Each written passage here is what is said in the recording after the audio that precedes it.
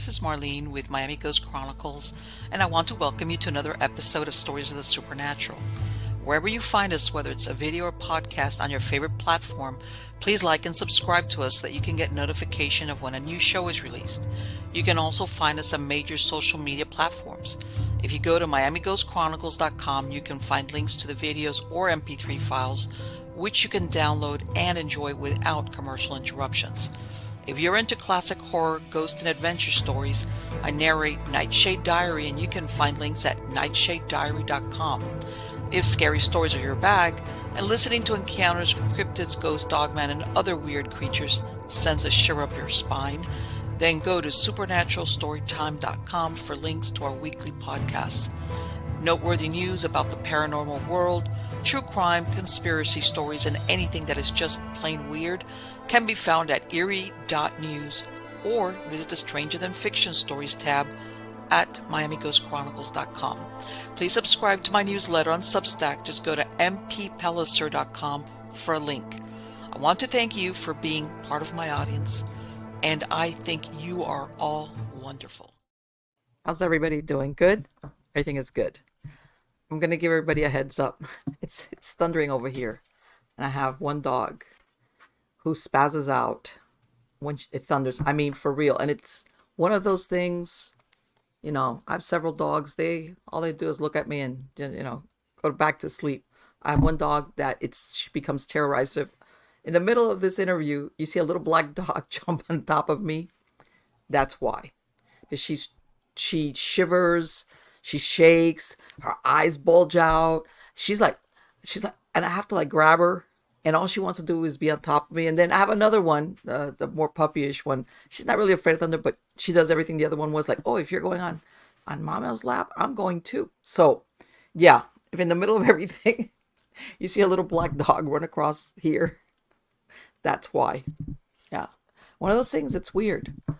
Some dogs, talk about, everybody says about animals having their own personality. This was not taught. This is her personality, her characteristics, as far as, what she likes, what she doesn't like, and she's not faking it. How's that? And like I said, my other dogs, they're like, all right, no, it's thundering, okay. In other words, they take their cues from me. All right, if I'm calm, they just look at me and, oh, okay, she's not worried about it. Whatever's happening, she's not worried, so we won't worry either. But yeah, those are the, even when your kids grow up and you have dogs, and it's like, hey, I've just like children, they have their own idiosyncrasies and you deal with it. But anyway, besides that, everybody's always like, Marlene, you always comment on the weather. I'm commenting on the weather. Northern Florida, it's hot. And, we finally went through a dry spot, and we're now into here in Florida, which is thunderstorms, afternoon thunderstorms. All right. And one of those deals, it's, you deal with it. It's good. I mean, as a matter of fact, it's better than a drought. And it just rains enough sometimes that it's good, but it gets very hot, very humid, that kind of thing. And as a matter of fact, speaking of weather, even though the show's going to be a little bit staggered, Hurricane Beryl is barreling through the Caribbean. And it just did a lot of damage. I believe it was Grenadine and a couple of other islands. And it's right now, as we speak, it's heading towards Jamaica. And if you look at right now, that cone that the weather men talk about, it looks maybe that it might hit Texas. Maybe. And of course, and believe me, I'm a hurricane expert. I grew up in South Florida, so I know, those cones of uncertainty, they don't call them uncertainty for nothing. But yeah, if it loops around the way it does, and I was even thinking, because I know Galveston lies off the coast of Texas, but I'm not sure exactly if it's anywhere close to where this is projected it might hit. And I'm thinking of that really bad hurricane they had in Galveston. Well, it's had several hurricanes, but the one, I believe, was at the turn of the century, 1901, something like that. They had a thing that just flattened everything, and there was a large loss of life. And of course, like everything, it was on an island, so getting help to them, it was quite a mission. So Yeah, that's what's happening as far as, and of course, they prognosticate this will be the worst hurricane season. Yeah, you know how many times I've heard that, and a lot of time. And I remember there was a time right after, God, was it like in 2005? It was after Katrina, because Katrina made a pit stop in South Florida as a category one before it ended up obviously in New Orleans doing so much damage. But I remember that after that, they were referring to monster hurricanes. And I was like, are you kidding me? All right, like, thanks. By then, I had already gone through Andrew in 92. That was very ferocious hurricane. But yeah, there's, oh, I don't want to be a cynic, but I'll be a cynic. I understand about being prepared, especially now that we have a lot of Floridians, which are brand new Floridians and have never been in hurricane season, which is between May and November.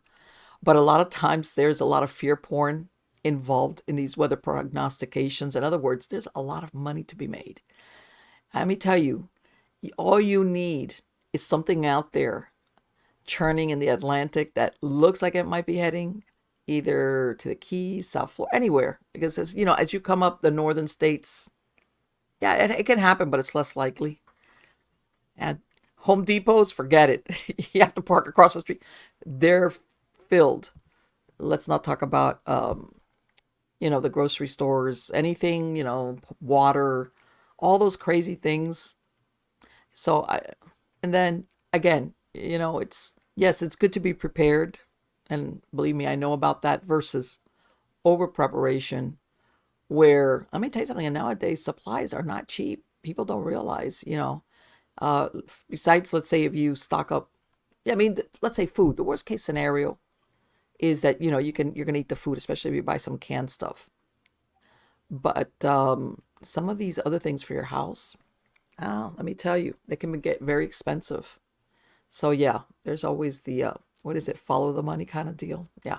So that's what's happening right now. Oh, and by the way, tomorrow is 4th of July. So happy birthday, America. Happy Independence Day. All that neat stuff. You know, now every place you go around the corner, there's fireworks for sale. And there's a couple up here of because they regulate very heavily as far as what type of fireworks you're allowed to use, because unfortunately, especially not kids, younger people have gotten very, very hurt by inappropriate, fireworks. But still, you could tell all the signs are like, what was it the other day that I saw one? Because usually they advertise 2 for 1, and then the other day there was one up here that was like, what was it? Bam Bam Boom or something real. It said real fireworks. And I'm thinking, and I could tell they're going after the people that want the big, something, wow. And then, there's one. And then after a while, it's, like I mean, I did a lot of fire. I mean, besides going to see fireworks when my kids were growing up and everybody else, we would do fireworks. And after a while, it's like, okay, loud stuff. Okay, next. All right, next. Let's get on to the good part. The good part is who is the guest today at Stories of the Supernatural. This is the first time here. His name is Bruce Rapuano.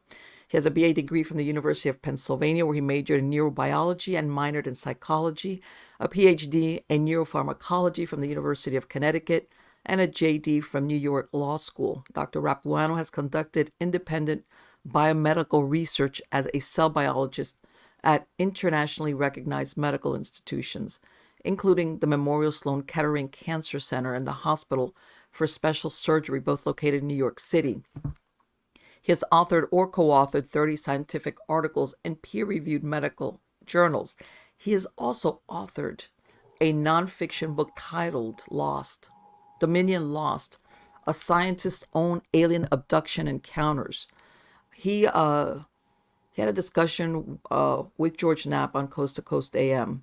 And this is the only first-person account to date of UFO alien abductions authored by a mainstream American scientist. Dr. Rapuano has multiple degrees, and he goes on record regarding his incredible and fascinating experiences with UFO close encounters, including a very close encounter during which he was abducted from a group of 8 other witnesses, interaction with alien beings, and an unexplained nasal implant of specific structure, all of which were recalled without regressive hypnosis. Even more amazing is the fact that this book is the first to explain exactly how the gray aliens were genetically re engineered from our early hominid ancestors. Also riveting are the author's interactions with short humanoid beings that are described in captivating detail to reveal all the ways that aliens control human behavior during the abduction process, possibly with the aid of neural implants. This is the story of Main Street scientists' own interactions with the highly advanced alien beings who abducted him and at least thousands of other people. As discussed in Dominion Lost, compelling technological evidence of the alien presence, especially with respect to incredibly advanced UFO propulsion systems and implanted devices that are likely instruments of mind control, has existed on this planet for more than 60 years. More importantly, this book is a wake-up call to our species to finally accept the reality that we are now sharing our world with technologically superior alien beings. The new reality must be addressed immediately. Help me welcome him. How are you doing today, Bruce? Marlene, I'm doing great. It's an honor to be with you here on On the the contrary. historic Miami Ghost Chronicles. And Yeah. thank you for that intro. You read that so well. I'm thinking to myself, wow, what a compelling story that is.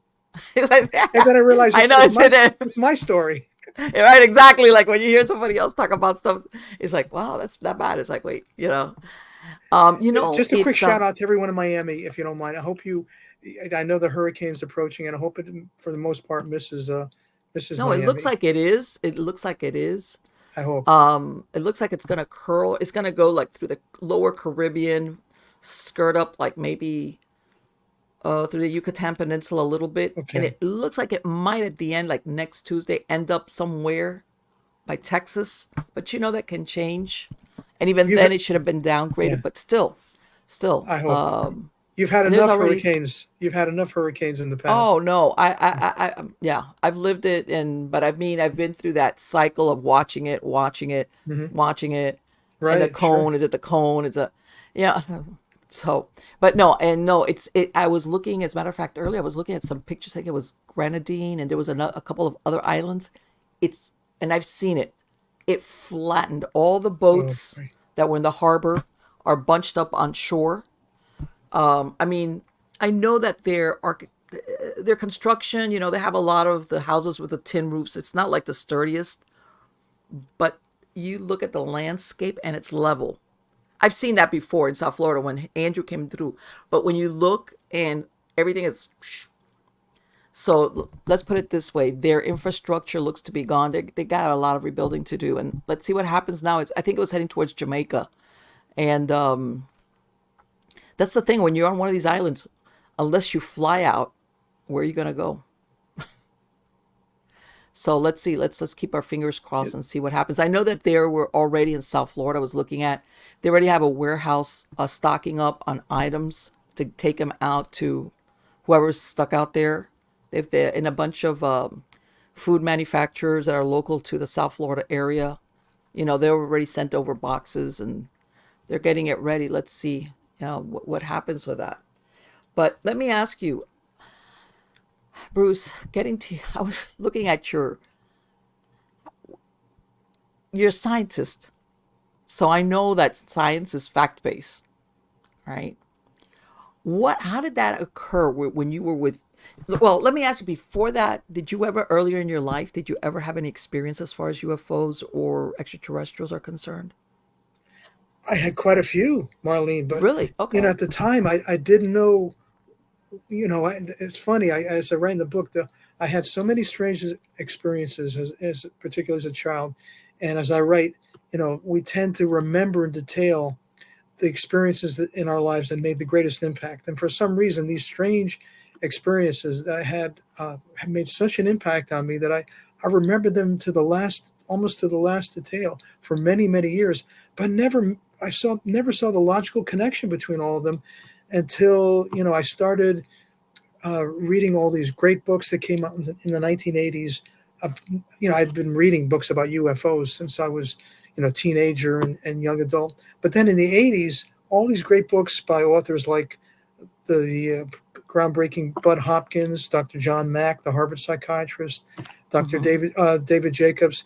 It came out in the early to mid 80s about alien abduction, which I really had not thought about Right, that much right. beforehand until that Because, particular decade. and this is one of the things that people forget. Everybody thinks of Roswell and everything, but that was not an abduction scenario. That Hmm. was just strictly a crash site. But there was no mention, there was nothing there about implants, abductions, anything like that. So it's a totally, in a way, under the UFO umbrella, but totally separate what you're describing as far as implants and abduction and that kind of situation. Except for one case, maybe 20 years before that, the famous Really? Betty and Barney Hill Oh, yes. abduction case. Okay. That was Okay. the only Yes. one. And then, Yes. maybe 10, 20 years go by, and we're not really thinking about that. Then all of a sudden, this new epiphenomenon within UFOs seems to open up, and we get all these accounts, and these authors are writing about hundreds and thousands of people that are coming forward. Many of them are undergoing regressive hypnosis. Whitley Strieber comes out with his book Yes. Communion. He's the first abductee to write a first person account. And I've obviously, like everyone else, I found these books fascinating. But then it got not so fascinating when I realized that not only was this phenomenon real, because there was such a striking consistency from account to account between all the reports the abductees were coming forward with. I believe them. Not only that, it was almost as if I could check all the boxes in what I call the core alien abduction scenario. And so I had to come to the conclusion, Marlene, that it was a real phenomenon. It happened to hundreds and thousands of Americans, who knows how many across the world. But Yes. more than that, it also had happened to me, because there were just too many uh, parallels, too many details that people were talking about, that I could look back at my life and realize, I had the same experiences. And that was just, and what was I to do? I was just starting my a career as an independent biomedical research scientist at the top cancer hospital Boy. in the country. What could I do? If I came forward and wrote a book like Whitley Strieber, what would Oh, that do to my no. career, to the No, career of forget it. all my colleagues that I was writing papers with? So I kept silent for decades. I didn't tell anyone. No, it would have shot your credibility. And it is what it is. And I'm sure. Yeah. Even And how's today, this? even today, Oh, yeah. But even e- today, e- yes. and that People was in don't the '80s. realize that. And you know what's really funny? I'm sure there, even if you would have come out, and I don't know if even now it's happened, that you'll have like academics or scientists or people that, and they won't go on record, but then they'll pull you aside and go, by the way, I had this Right. experience. Yeah. But I'm never going to admit to it. This is just conversation between you and me, because they understand there's a stigma somehow that I don't want to say whether your credibility or like we're doing drugs or mental defect. I mean, so a lot of stuff, and I understand why nobody would want to risk their career on And I've coming had forward. top Marlene. I've had top level scientists who read the book, that contacted me, and I'm not mentioning any names or the where they work, but again are asking me for advice because they've had very similar experiences. So I know that they're out there. Just because they haven't come forward, just because there's just a handful of scientists that are like Gary Nolan and Avi Loeb that are studying this phenomenon, doesn't mean that, like the thousands of people we know about that have been affected by this, there aren't many professional people, particularly medical doctors, engineers, and scientists, that aren't also a part of this community. I know they're there, and what I'm hoping my book does is encourage um, those individuals perhaps to come forward, tell their stories, so that the larger scientific community um, could view this with a little bit more believability, and Yes. therefore we can attract more scientists to actually get interested in studying this as a real subject worthy of scientific investigation. So I that's one of want to my say goals of there's a writing the big book. hurdle though. What's mentioned in the last part of your bio about people accepting that reality. That's a very difficult reality to accept. One thing is Yes. a theory, everything, and very important, these beings are superior to us, and we think we've always been king of the hill, as far as on this planet. So for us to find ourselves not quite there is like, okay, so we better be nice, because what if, you know, and we hope that they're kind to us. And then I know there's two camps. I mean, well, three camps. There's people that say they're just observing us. There's other that say they want to help us, and then there's the other ones that are saying no. They're kind of like look at us like lab rats, kind of thing. And I'm sure you've heard there's people that have, how can I say, very close, or how can I say that their abduction stories are good, and then you have the other ones that say their abduction was a horrible experience. It makes you wonder: are they all the same? Are we talking different types of extraterrestrials? When did you? Let me ask you something. When do you think you got your implant? Well, I'm pretty sure that it happened at a time in my life, and this was just it's quite interesting to say this, but this was 2 or 3 months before Betty and Barney Hill were abducted in New Hampshire in September of 1961. That whole year prior to that, I had been having so many strange experiences. Um, Okay. and that's the year I'm pretty sure I had the implant, because during that particular time period, I had like a flashback. I was just walking in our apartment and suddenly had a flashback memory of this tiny um, uh, metallic sphere, maybe 2 to 3 millimeters in diameter, with studs or projections on the surface of it, like a thimble. I don't know if you've done Mm-hmm. any sewing. I don't know where this came from in in my memory, but I had an associated memory with that I was told that if I sneezed too forcefully or blew my nose too hard, it could come out, and I should be careful. And also that it happened in the past, and I was warned, don't let it happen again. So that particular memory, that associated memory, had a strong emotional component to it, which really convinced me that it was from something that had actually happened to me. And Okay. then fast forward 20 years, and I start reading these great books in the alien abduction literature, and some of the abductees are describing the same type of implants. One in Okay. particular is I don't know if you've heard about Raymond Fowler's book, The Andreasen Affair, about Betty Andreasen, which came out in the 60s. I've heard of that. And Go she ahead. describes being on a table with a gray, one of the taller grays, and she can recall um, that there the gray is holding a probe with one of these spheres on the end of it, places it inside her nasal cavity. When the probe is removed, the implant is no longer there.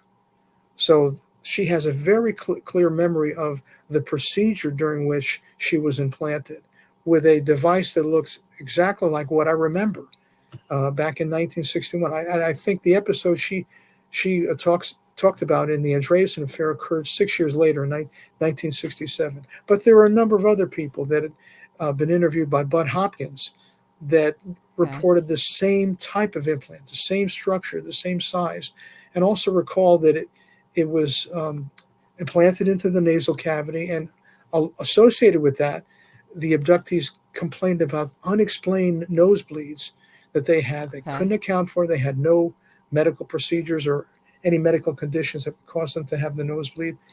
And during that year of 1961, I had the same thing happen to me. Do And you like think a they put the implant in the nasal passage because it's close to the brain? yes, yes. And as I was describing in the book, um, I talk a lot about how human neurosurgeons use this particular surgical approach to Mm-hmm. do surgical resections of pituitary tumors.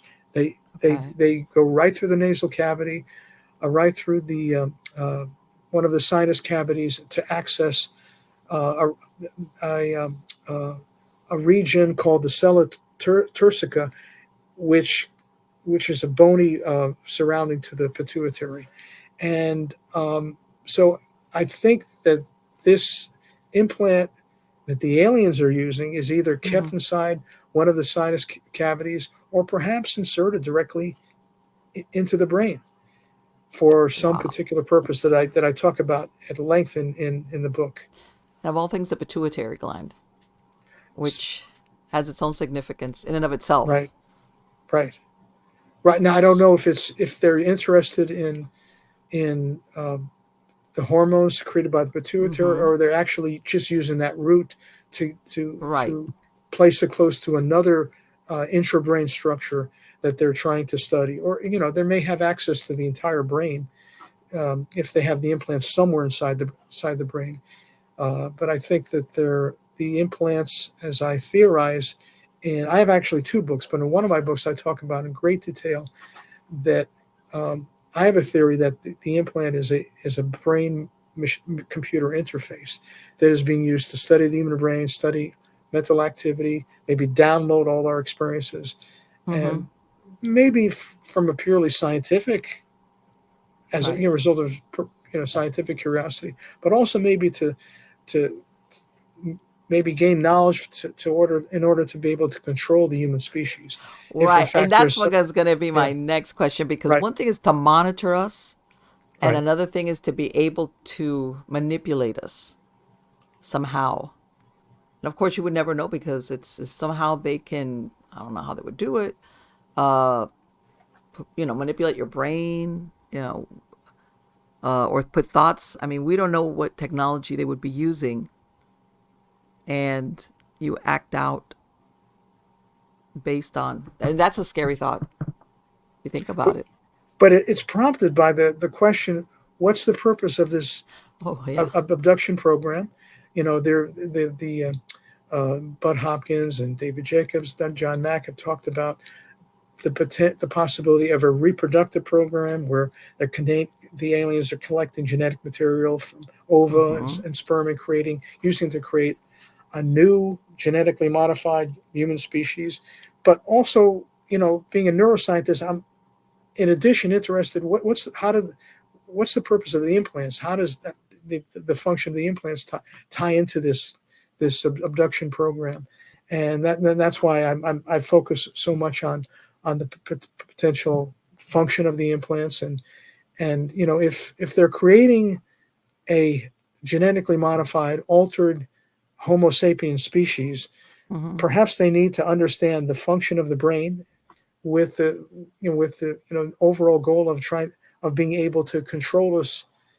If they're actually trying to integrate that species so that there are aliens, well, I call them human alien transgenic beings walking among us on Earth that look Right. Like just a like us, hybrid kind of. but they have to keep them under control. Not only do they have to understand how our central nervous system works, but they have to be able to control them to carry out their purposes here on Earth, But about then you which we you know think very about little. it. I mean, yes, I know there's billions of people, but at the core, we're all the same. You understand? Biologically, yes, you could have people with green eyes, brown, different. Yeah, but as far as our, how can I say, our biology, like how much would they have to monitor us to say, okay, we know this human species, whatever, this is how they function, which makes me think that that individual or that persistence, that there's more also a manipulation angle to it than just besides gathering information. Like you said, that hey, we're going to do a hybrid version. Who knows? What if the hybrids are great, but they're a little bit out of control? Maybe like what you said. That's a this is just me making stuff up, but that the ultimate goal is like, yeah, one of them. We can't have one of our infiltrated hybrids go full disclosure, or something. Who knows? Who knows? And then it makes you also wonder if any of these hybrids ever went to had an let's say an emergency medical procedure. What would a doctor find? Would there be something there that would be like, what is this? How would they handle stuff like that? Or are they so alike us that they wouldn't be able to tell?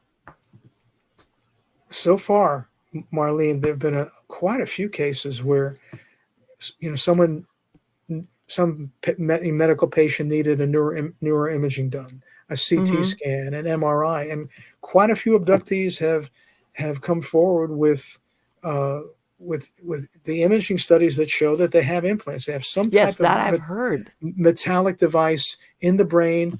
I know of an individual in particular served in the military that had a period of missing time and and doesn't recall having any type of medical procedure in his Yes. life that would cause something to be implanted into his brain or somewhere in his head. And so doctors tend to not know what to make of this. They usually tend to not um, um, investigate it any further. No Maybe. one I know of who has no abductee that has come forward with this imaging evidence of an implant in their brain has had any um, has any desire to have it removed for obvious reasons. But you know, all we can do is if they're abductees that for some reason, like I had feared when I was 6 or 7 years old, have had an implant come out of their bodies. In many cases, the abduction investigators like Linda Moulton Howe, Daryl Hmm. Sims have got their hands on some of these implants, and they've begun to scientifically analyze them. Um, and some of these implants have shown some very interesting physical properties, electromagnetic properties, but we're still at the beginning stages of the type of analysis that needs to be done before we find that smoking gun that indicates, Right. And from what I understand, we they have can an be anywhere alien in your body. technology. Also, the implants. Right. From what I understand, they found them, and Yes. people, like you said, the doctor will say and they'll be like, "What is that? I've never had this injury. I've never had any, an accident where you can say, well, maybe you got something lodged in there." And they're at a loss to explain how they got that well, metal, because I guess it shows up on the imaging.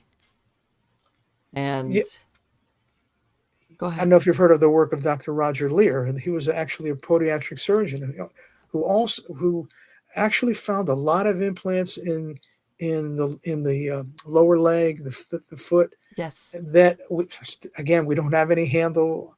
We can only imagine what the possible functions of those implants might be, but some of those have been scientifically analyzed, and again, like the implants that the other investigators have got their hands on, have also shown some very strange properties, strange isotopic ratios that we don't find here on Earth in any natural occurring uh, materials. Um, some interesting electromagnetic properties, and in particular, one of uh, Dr. Lear's patients had implant um, that was attached to nerve cells for some reason. It's almost Okay. almost as if there was some um, mechanism by which the implant could communicate or be in contact with the nervous system Mm-hmm. by some mechanism we don't understand. There haven't been that many implants of that particular category, but I thought those particular instances and uh, implants that Dr. Lear had found were quite interesting. And I'm But thinking the obviously they have something where the body doesn't reject it. I guess I'm saying, as far as when they're introduced into the body, um, they're there. I don't know, unless you've run across stories of people having, I don't know, maybe tumors or anything attached to them. But from what I've heard, they're there. yeah, there's certain materials that we work with that we can condition them in a certain way so that the body doesn't reject them, Uh that huh. they're able to interact with specific cells in the tissue Okay. where they're placed, and they can actually be integrated very normally, very Mm-hmm. functionally into that particular tissue, like the in the field where I work, where we can use materials, particularly titanium alloys, that can be integrated when they're parts of artificial implants in the knee, artificial knees, artificial hips. Mm-hmm. They could be Yes. normally integrated into the skeleton, and they're not rejected. But as far as implant materials that can actually form, functional connections with other systems in the body, like the nervous system. That's something that's a little bit Sure. far beyond where we are now, and that's why, as a neuroscientist, in terms of my earlier background, that's why I found that, but Yeah, of so course. particularly interesting. That's like, yeah. Have you ever heard, and I've never heard of this, but maybe you have since, have you ever heard, and I know it might be more difficult, of any autopsies finding weird things? And the reason why I ask is imaging on a live person for something else, but, and I know usually these implants are small, but have you heard of any autopsies that have found That's a implants? great question. I mean, that could provide a smoking gun if for some reason someone um, whose cause of death couldn't be determined until and they were unless they were autopsied. Yeah, Perhaps they had died of a brain tumor, and yes, they were able to find a metallic object of unknown origin inside the brain. exactly. That would be the proof that someone had a neural implant that was Yes. placed there by someone other than a human doctor or human scientist. Right. Who's To going to my put that knowledge, in that's there? never happened, and Okay. that would be real a genuine source of a potentially of a smoking gun if that ever happened. It's a great Yeah. question. Yeah. I I don't mean, think I it know happened. that the autopsies not, autopsies are only performed on only under certain circumstances. I know they don't do it on everybody, but I've always wondered. I go, like you said, maybe you're doing that autopsy where they look at the brain and they're looking at the organs and they're doing it. It's like, whoa, what's this? Um, that'd be something that it would be unusual. How's that? Um, in the book, in the bio, it's mentioned that you were abducted with 8 witnesses. What happened? How did that happen? I was 10 years old, and Mm-hmm.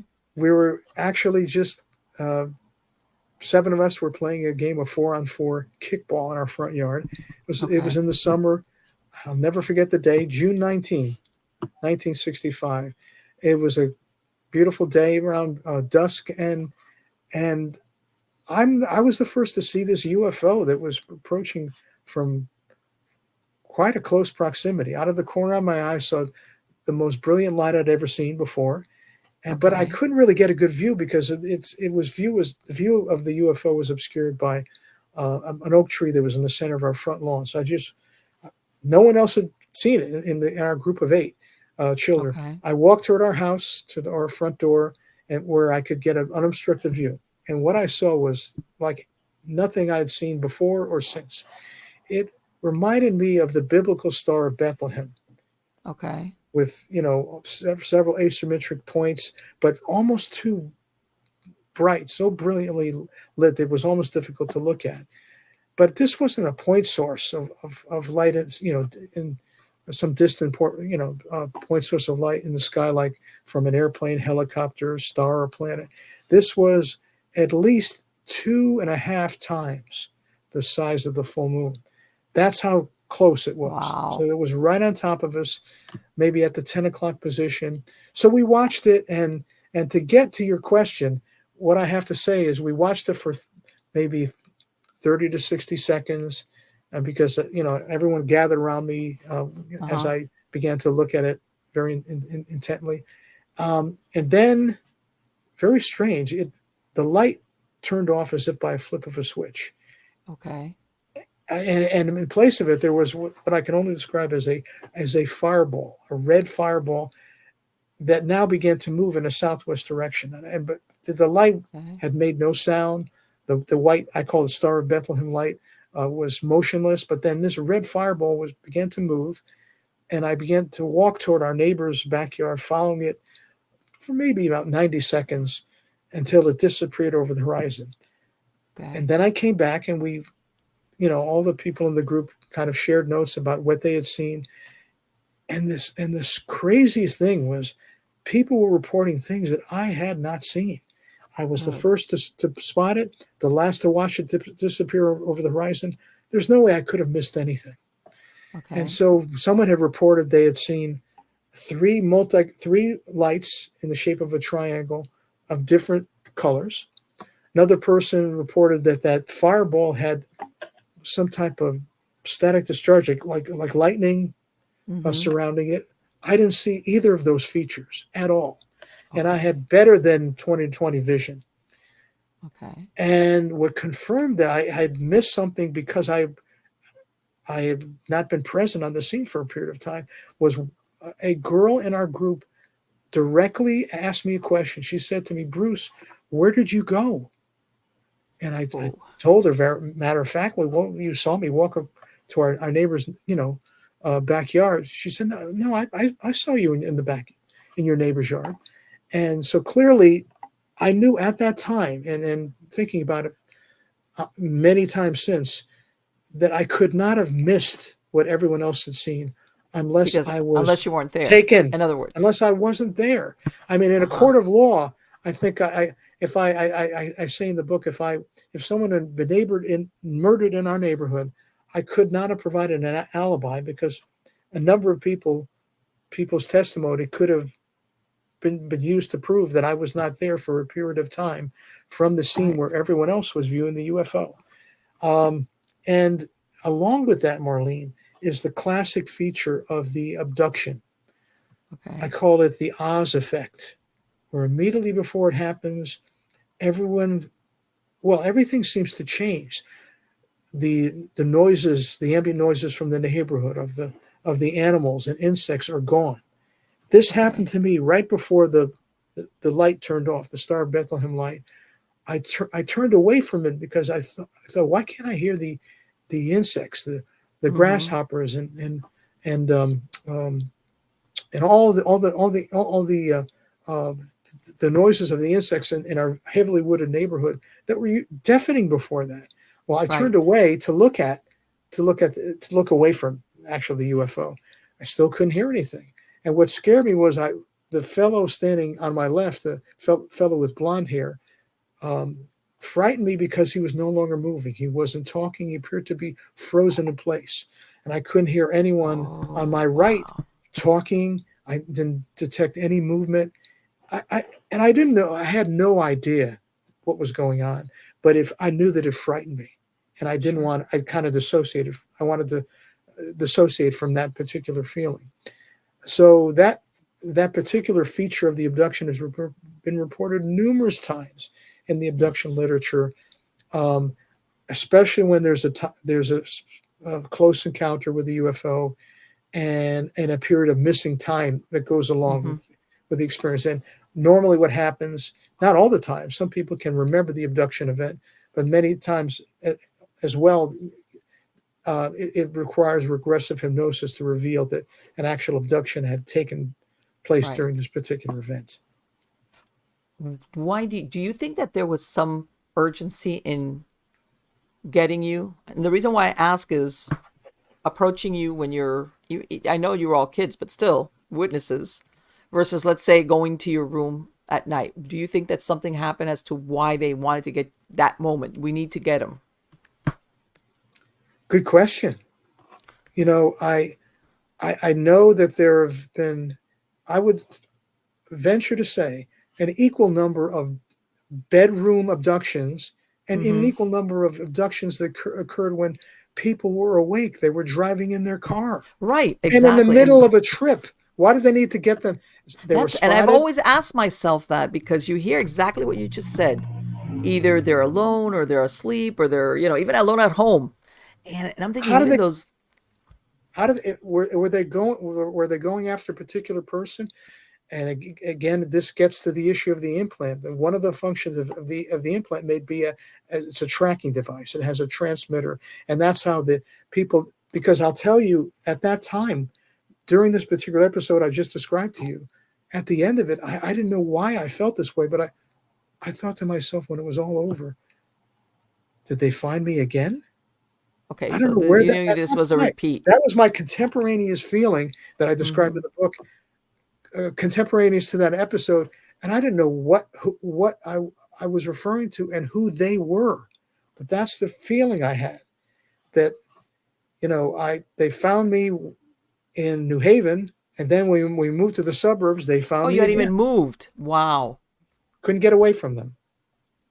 That's the Okay. title of. That's why one of the titles of one of the chapters in my book is titled "Stalked in the Suburbs," because I talk about experiences I That's had very after interesting. we moved. Yeah.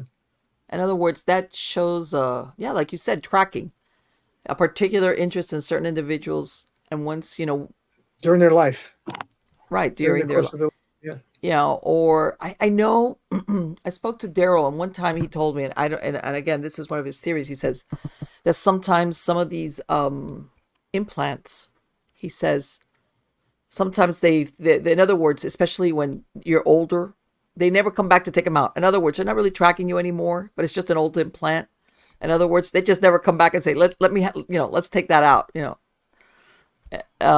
He was theorizing that maybe at some point, who knows, you're not being looked at anymore.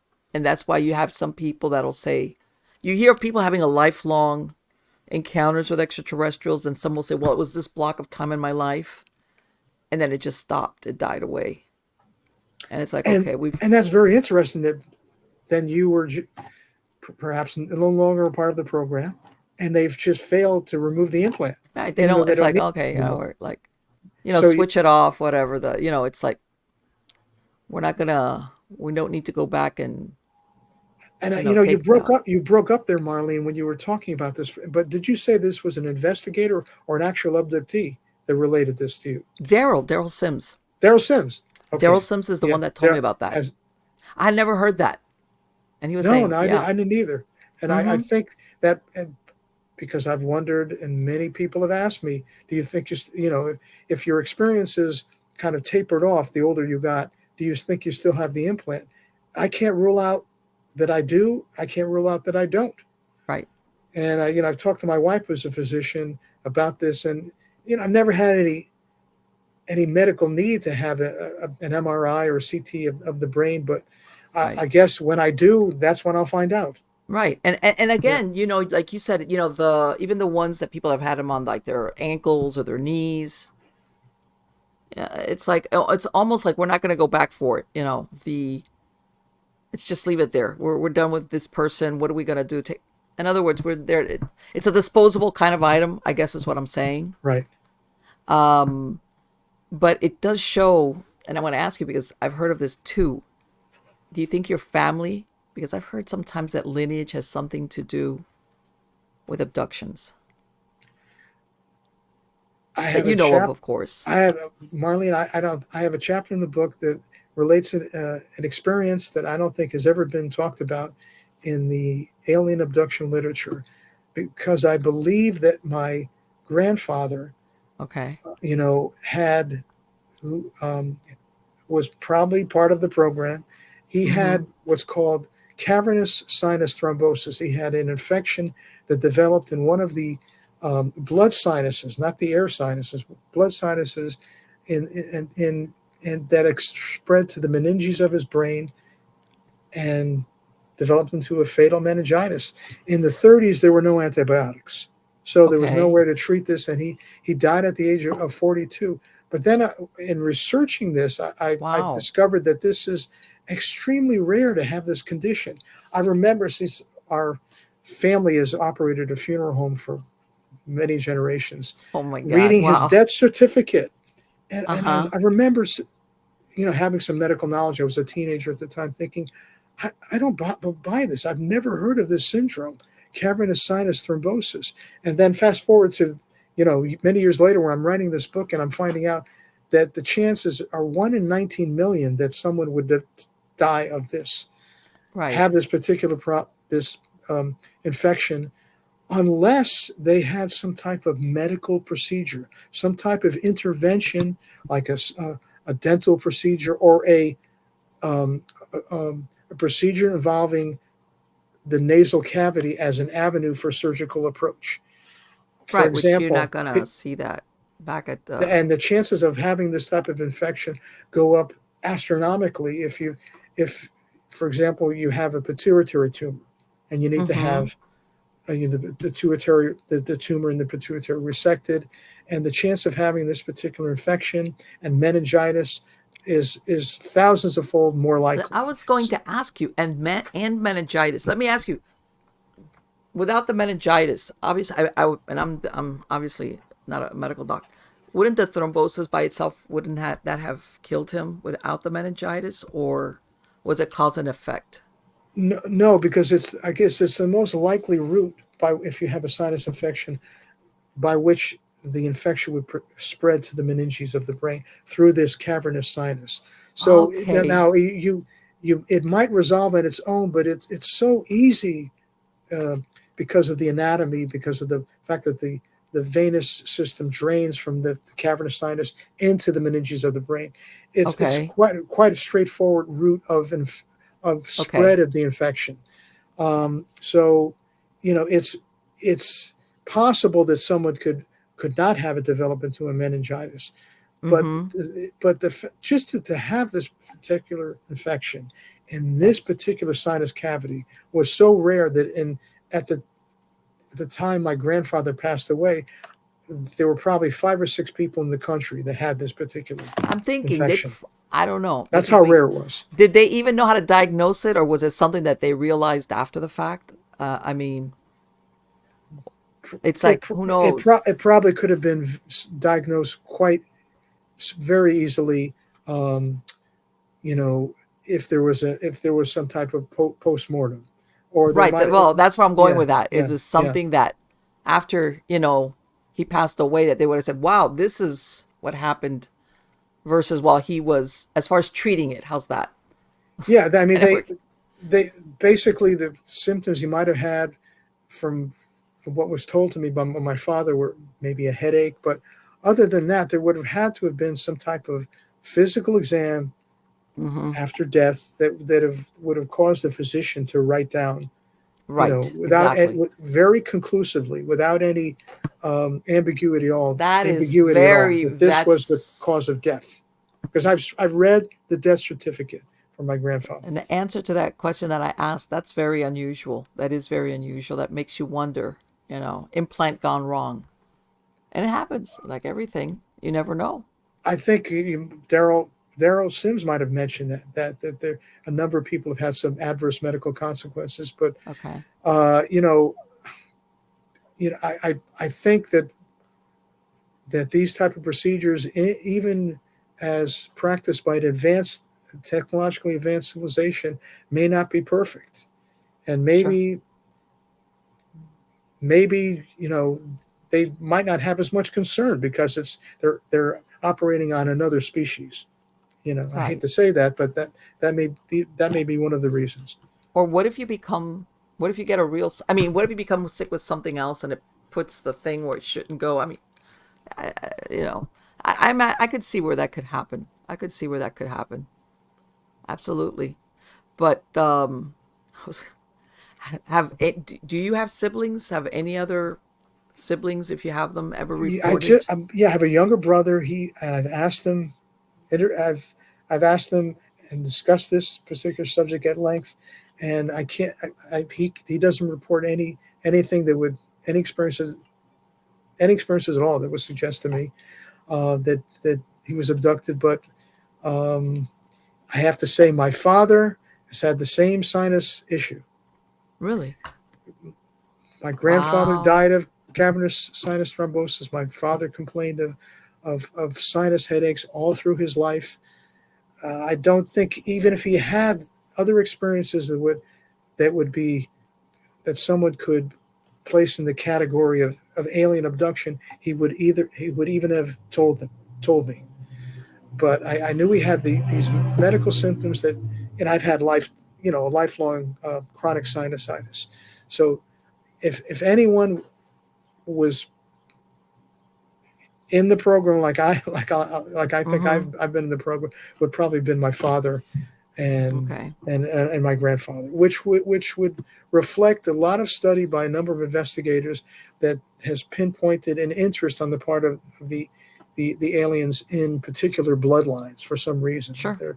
They're interested in people with certain genetic background because they may Mm-hmm. be studying the function of specific genes for That's the exactly purpose of that. maybe The only modifying reason them. for that would Yeah, be a genetic component, as far as, a genetic yes, right. yes, as far as what happens, yeah, long term study with that same genetic material. Even, even though you have your mom's, genetic material, but still they're, That's you exactly know, what human scientists do. We look at yeah, we look at particular species of rats or mice that have certain genetic characteristics that Yes. we would like to modify, and so we we usually operate with the same.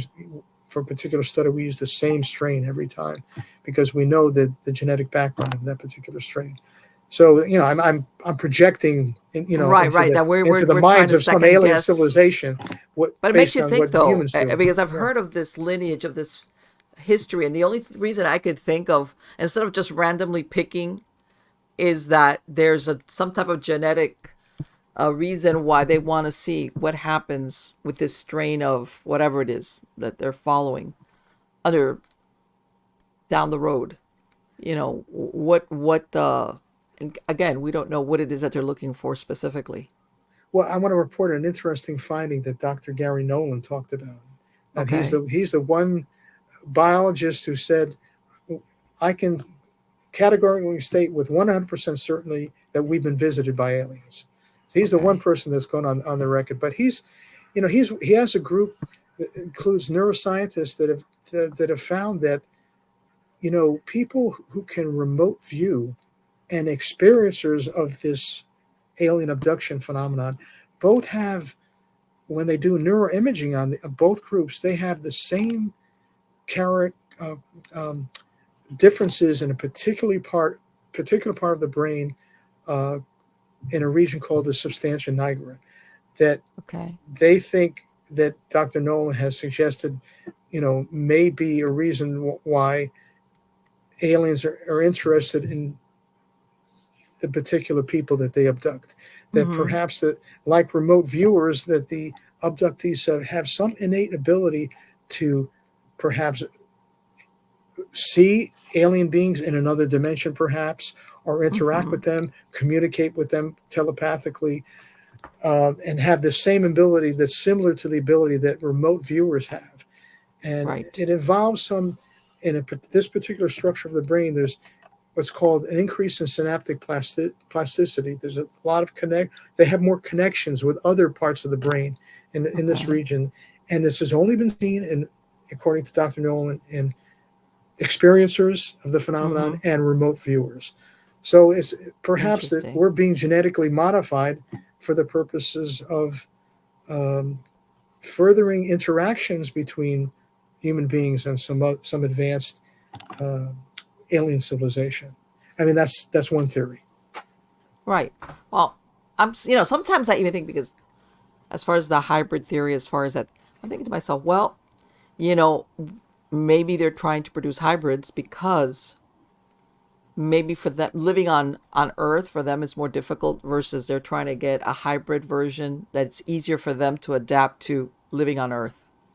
Right? Because you never know. This is just me thinking. Maybe that's a reason for hybridization. Again, if they have, then again, we're saying whether they travel inter or intradimensionally, that we don't know. What if there's fixed amount of them here? We don't know what their length of life is, but eventually, like in all things, you can't interbreed or you lose numbers of your population. So you need to, if not, we're going to die out. So we better get, some hybrids going. And also, these hybrids hopefully are better adapted, if that's maybe what they're looking for. Let's say if they want to conquer the planet, how's that? Or repopulate it eventually. All right. Maybe the way they are now, this is not the best planet for them. How's that? We're earthlings. We're fine.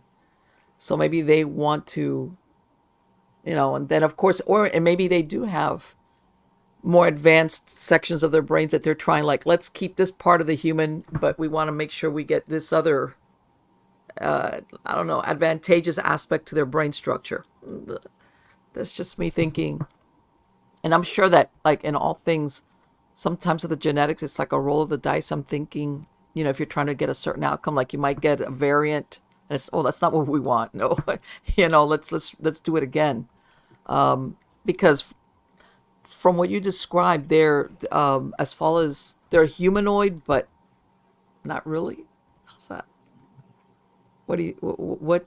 Yeah, I mean, the idea you just talked about, your particular theory resonates with the thinking of a number of investigators. It's disturbing to think about this, because why are they creating this particular I call it transgenic species, because they want to be able to have their particular species survive in some form on this planet. It sounds like colonization to me. Yeah. So that's one of the more disturbing theories. So I talk about alternative theories in the book, and that number one, they're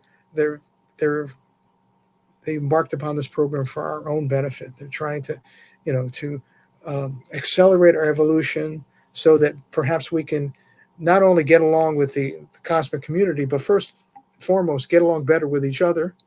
So that they have benevolent purpose. Or another alternative is they need to modify us genetically so that we're imbued with functions that we don't have to serve their a purpose of their agenda. That we may be created for the same purpose the Greys were created, to work for a higher order. Right. Maybe we have stuff that they don't have. Maybe we have attributes that they lack, that they're like, if we need to harness that. And they're using us as some type of army, or I hate to say it, but a slave force. But they need to imbue us with certain that we have characteristics that already present, that have evolved naturally, that are of use to them. But they also have to add other particular characteristics by altering the human genome, so that we can better, we're better suited for their particular purposes. I can't disregard, although there are not a lot of reports, but a number of compelling reports of people that claim that from a very young age they were indoctrinated into this military, this galactic military that in which human beings are being recruited to be part of a military that's like a super soldier. A super soldier for some alien civilization. Now, whether our government participates in this or has knowledge of this is an open question. But a number of people have told some compelling stories that human beings are whether they're transgenic human beings or simply abductees, but they have been utilized to function in this galactic military. So that's just one of the right, a number exactly. of theories. I've heard of that. Why this particular abduction program has taken or place. Maybe they might be advanced, but who knows? Maybe genetically they're quasi sterile. In other words, that they can't replace themselves at an enough of a that they. In other words, they can calculate wherever they're from. Yeah, we're scientifically or technologically advanced, but for some reason, our genetics are not rich enough. Who knows what the reason is, and we have that. Maybe compared to them, we're genetically rich as far as to reproduce, and then they'll say, well, let's see what we can put together here. I have a very similar but even stranger theory. Go ahead. Because I talk about in the book, in the afterword, how I discuss my theory that the Greys were genetically re-engineered, again, to be a slave race or a worker race for a higher order of alien civilization. And I talk a lot about the story that Lieutenant Colonel Philip Corso tells in The Day After Roswell about the autopsy reports he read that the pathologists at Walter Reed Hospital did on the Roswell gray aliens, showing that in particular they had no reproductive system. Yeah. So why would a race of slaves that were doing some work for other alien species need to have a reproductive system if they were simply cloned? from an Right. from an Right. original. Right. We'll make new ones if we need one. They don't need to make themselves. But maybe for some reason that the master species has died out in some type of Could cosmic be. intergalactic conflict, and now the Greys are left behind, and they're trying to rejuvenate their Sure. species Yes. by creating a new species that can reproduce. And to do that, they have to use Homo sapiens to Of do that. course. Do you think then, because I've heard a version that they think that some grays they're biomechanical, or do you think that there's no mechanics? They're not nothing robotic about them. Well, they're definitely biological, and again, Mm-hmm. the only evidence I have, I'll refer back to the day after Roswell. The evidence being the study of the skin of the alien of the Roswell gray aliens that was um, detailed at length in the autopsy reports, claiming that it, it was material that was very tough, very resilient, but yet very flexible, and and you know it people who are abducted claim that the color of the aliens are grays and sometimes they're white Yes. in color. So it's possible that this covering is some type of biomechanical suit. It may have a number of functions. Philip Corso claims it was used to it was reverse engineered to create Kevlar, the bulletproof Wow, I vest, had not so heard that that. it has a protective function, and it may be necessary to um, for you know uh, beings that are traveling in space and may provide that protective function. I also indicate it may have some biomechanical function and may be used to regulate the permeability of the skin of the gray alien, because the pathologist also reported that the skin of the grays was completely permeable, unlike our skin. So, Okay. well, completely water permeable. I also talk in the book about how many abductees report that what they recalled on while being on board a UFO during an abduction is that they had seen alien beings inside containers filled with a liquid. Okay. They left, and then when the abductee asked one of the aliens what was the purpose of the aliens being inside this particular container, they were told that's the way we obtain nutrition. That we're able to obtain nutrition through the skin, Mm-hmm. which means that the skin would have to be permeable. And what I theorize in the book is that this biomechanical suit regulates the permeability of the skin. When they're wearing it for a time, they can take it off, and then again they step into these tanks and they're able to get some type of nutrition from the liquid that they're Okay. immersed in. And the U.S. government and the U.S. military in particular has been studying how to um, alter the skin by applying patches to the skin of soldiers that change the permeability, or at least can deliver nutrition intradermally during conflicts when the soldiers can't uh, get access to normal food.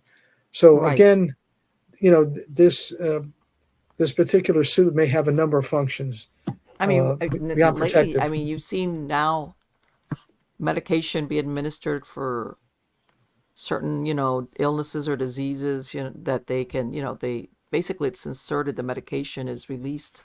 You get an insert under your skin as far as that And kind the of other thing. thing I wanted to mention, Marlene, sorry to It's interject, okay. is that the pathologists also found no evidence of digestive system. They had no stomach, no small intestine, no large intestine, which would tend to believe they were engineered Right. It's a to bare not have. basic worker. They didn't need it.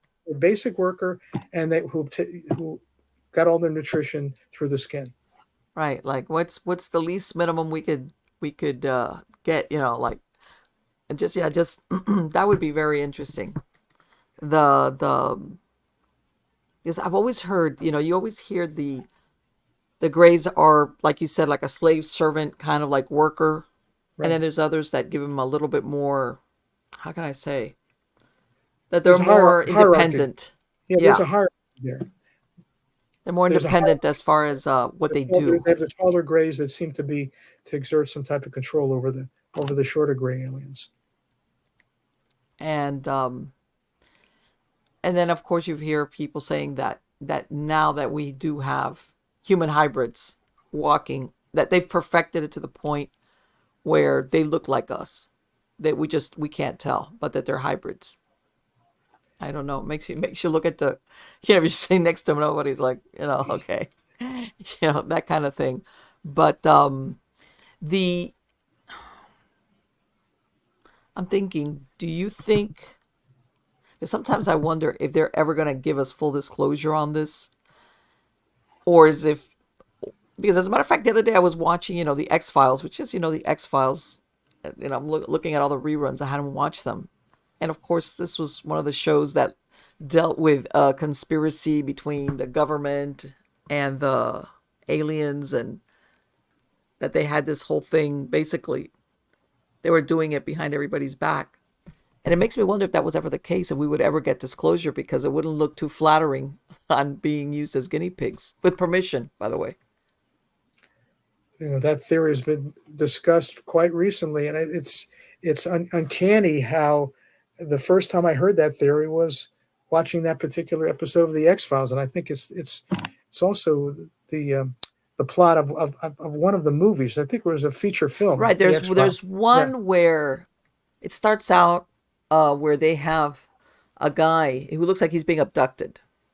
All right, but it turns out it shows like an abduction, but then later on he's taken to an asylum, and the file says that he was an FBI agent. He gets shot in the head, so he has delusions. In other words, this whole thing, and his whole thing is he's been abducted over and over again. And then I'm at the point where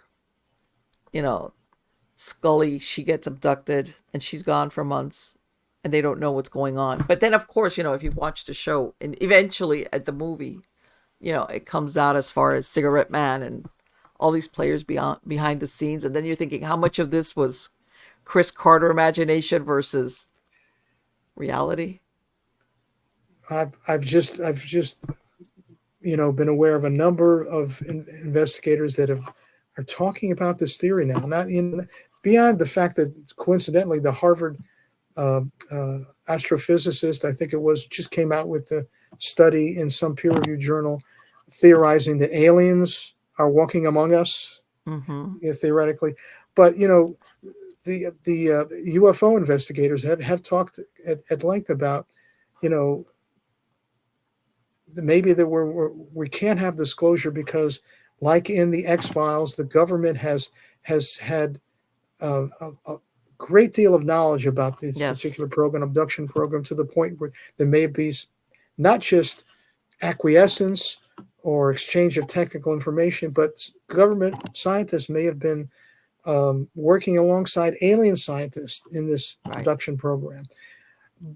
Because, like, if following the theme of the X Files movie, they had no choice. That the decision was made to cooperate, learn as much as we can about the purposes of the particular program until the end game is revealed. But and then at that point, our leaders are faced with a choice of what do we do now. But at least let's try to learn. We can't stop it, but let's learn as much as we can, obtain as much technology until we get to a point where we decide what we need to do, and that's in our best interest. And this is the thing. And this is why disclosure may never happen if this is in fact the case. That's what I'm thinking, because you remember I'm going to go back to Hollywood, Close Encounters of the Third Kind. At the end, the humans that are going are volunteers. The main character, Richard Dreyfuss, he's volunteering. Right. The men and the women that are going in, they're volunteering. They're not being abducted. So I'm thinking to myself, did they really think, if they ever did some type of disclosure, hey, we're never going to have enough volunteers for this. So just forget it. And it was like, well, we're going to abduct them. You don't like it? What are you going to do about it? Especially if you're talking civilization or species or whatever you want to call them that are more advanced than we are. It's like, hey, we're being nice enough to let you know we're going to be picking off some of your people, maybe some animals, and you know, In any case, whether it's done for benevolent purpose, whether it's done for um, for our in our interest or in the aliens' interest, I think in any case they're not going to be able to tell the abductee. They're not going to sit them down and tell them what their specific aims are, what their goals are. These are our methods. They're just going to treat us like laboratory animals, right? Yeah, exactly. right? Because that's going to be the most efficient way to carry out the program. Well, who's going You to know, tell us, say, a mother? The aliens, right? they want to use your child in a lifelong study, and the what? That's not going to go over good. It doesn't matter if it's for the benefit of the species. That's Right? Of just not course going to not. happen. Of course Going to not. happen. That's not, So that would never fly. I mean, if the government has the knowledge, that these crimes were committed, or has been Hmm. complicit to some degree. I'm not saying that that's the No, case. I'm not saying that's the case, but it's if it is, it would really complicate the disclosure to a great degree. and what do you think about animal? Even though I know cattle mutilations have died down, I know that there was years that there was more prevalent. But do you think that it's aliens doing the cattle mutilations? I find it amazing that I've now we're in up to 50 or 60,000 reported cases of cattle mutilation. It's in the tens of thousands over the Mm-hmm. past several decades, and Yes. not a single case has resulted in a prosecution. No one has been arrested. No one has been found. No. Not in the entire country. No, not a single prosecution in 50 years. It's it's I find it hard to believe the government could could keep their program um, so hidden from the rest of society. So that Right. one fact alone persuades me that I would think a good some of these cattle mutilations, if not all of them, have to be attributed to an alien civilization. I know some recent ones. I want to say, was it Texas? Anyway, they, the same typical, cattle mutilation thing. Which, by the way, they always take the parts of the cattle which are the least usable. It's not even like you could. And at first glance, veterinarians, like, there was no disease. The animal didn't look sick, but they still took tissue samples, and just to see, is there a disease in there that killed them, and maybe just, and it wasn't sick. There was nothing wrong with several cattle. Now, there was one case where they did find traces of barbiturates in it. That's really weird. All right. Administered by whom? We don't know. And then I'm thinking, maybe there's other animals that are abducted. We just don't see them. Cattle, because we keep cattle and we find cattle. But who knows if they take other animals, and nobody knows it because, hey, they're dropped off. The carcass is left in a jungle, in the woods, in the forest, on the mountain. Anybody stumbles across it just thinks, okay, this wild animal died from whatever, if it's found. I think that we find cattle just because we keep cattle. But I've heard of sheep also being mutilated.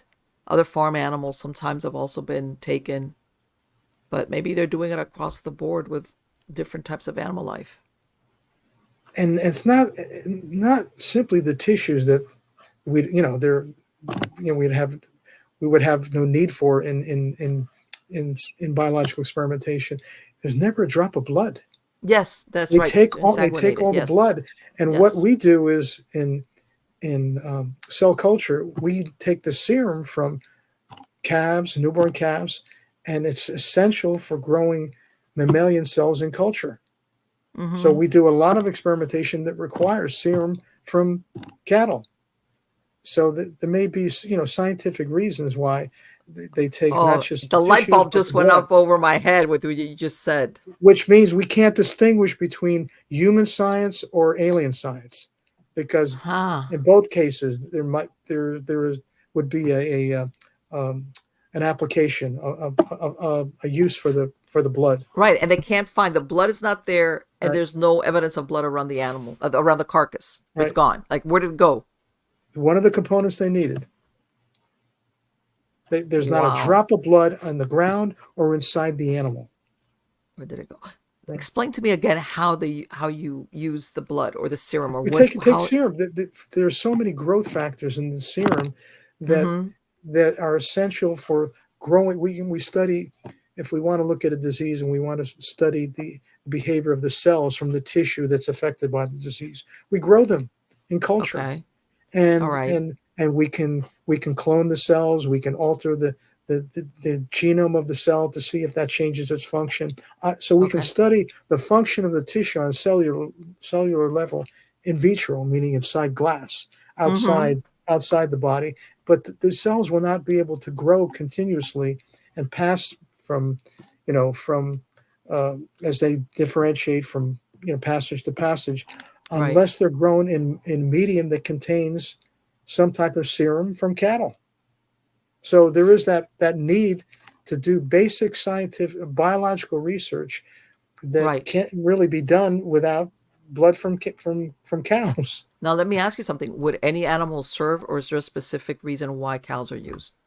because of how rich the Okay. concentration of nutrients and growth factors and hormones Ah, okay, okay, and okay, also okay. we have you know we have such a we We have have a lot of such a cows. large number of cows in Okay. our particular country. It's a good Right. source of these factors, these growth factors. Interesting. So I aliens might use yeah. that particular source of growth factors to study whatever they're studying with respect to human biology. So let me ask you, if they wanted, forget the like what you're talking about experimenting, and if they wanted to grow something, would they start off with that serum then, just to make it grow because of the nutrient richness of it? It's possible. I mean they may be so advanced that they can synthesize these components very efficiently, very economically. The actual growth factors, that they can do it, at a mass scale more economically than we can, and so they may not need they may not need the blood for that reason. But I do have to point out the from every single cattle mutilation, they never find a drop of blood No. in every But single you know case, what? Maybe not. Maybe they can reproduce it, but nothing's as good as the original possibly. blood. Like, this is the best. This is top shelf. Whatever we're doing, um, it's an organic. In other words, the source is totally organic. It's an animal. It's you know that's very interesting. Ah, boy, oy, oy. That's hmm. And one of the things, and I'm going to ask you, and I'm sure you've heard of it. As far as the Skinwalker Ranch, that they wrote books about, not the current team that's there, but the Hmm. team that was Hmm. there before with Right, Bigelow, right. how they had the hitchhiker effect of where they had paranormal experiences at the house, at their homes. Different people, not even the investigators, anybody that was involved, even security people would go home. I guess maybe for the winter, they would disperse. Have you ever had any type of experience along those lines? Well, I think in terms of beyond the Skinwalker television show, beyond Skinwalker, they're always talking about these portals that Yes. they're studying a very strange phenomenon where they're studying different forms of electromagnetic energy, and that they theorize may be um, the origin of which may be a portal into another dimension. Mm-hmm. Now, you know, in terms of my own experiences, I can't say I that anything I've experienced I would categorize, in as a phenomenon that's outside of the alien abduction phenomenon. I haven't had anything that I would think would belong in a different part of the paranormal spectrum. But it's possible that you know there may be some way that abductees, as I mentioned, the fact that abductees may have this innate ability to see into another dimension, or maybe interact with intelligent beings in another dimension by virtue of the fact that they've been abducted, and that particular ability may uh, outlast their membership in this abduction program. I can't really say I've had any experiences other than the fact that I things drop off shelves at times that I can't explain. I Okay. at night sometimes I feel, and other abductees have mentioned this, that there's a pressure on, as if something on the bed had sat down and then sat back up again, and Mm-hmm. as if there's something that you would think would be attributable to um, other paranormal events, like Mm-hmm. interaction with ghosts and other Right. similar entities. Nothing more concrete than that. Um, you know, I've often thought that as a result of having these experiences as a child, I've had an ability to communicate telepathically. I've actually done some studies with this, some Okay. experiments where I've tried to communicate telepathically with loved ones, and particularly my wife, and I've had some success. Now, whether or not this is, you know, something that an ability I had that existed before my abduction experiences, or was a direct result of those abduction experiences, Okay. I'm not sure. But those are experiences um, I would describe as being paranormal, that may or may not have anything to do with alien Right. abduction. Like, is it one? The reason why I asked that, I can't connect them. before I even heard this thing about the hitchhiker effect and those people that were at the Skinwalker Rack or the Sherman Ranch, whatever they call it, I used to meet with a group that were, it was, UFO related. And, after the meeting, is we would have different people come from MUFON, do presentations. And on several people tell me that after they had not even an abduction, they had seen just, let's say, the UFO, the lights, whatever, they started experiencing paranormal events at their house. And they couldn't figure out what one thing had to do with the other. Right. Like, what does, because of course everybody thinks two different things: paranormal, or whether you want to, it's a poltergeist, whatever, telekinetic. And UFOs were two totally separate things. And I remember discussing it with several people who had had either abduction and or sightings of UFOs all of a sudden start having weird stuff happening inside their houses, which, by the way, had gone on for years, right? And I was like, I hadn't heard of that myself. And I don't know if it's because before, when people, let's say, were having paranormal experiences, that nobody asked them, by the way, have you ever seen a UFO? Have you had that experience? How, if they would have asked, but nobody would think to ask because everybody thought it was two separate things. As far as the reason why, because I was a hypnotherapist for many years, and I remember one of the girls. Well, she wasn't a girl; she was a young lady. She tells me she wanted to get regressed because she thought that there was an abduction thing going on with her. All she could remember was one time that she had seen these lights, and then she started having, and then the other thing was, one time she says, she goes, I think it was it felt like a dream. This is what she tells me. I felt like it was a dream.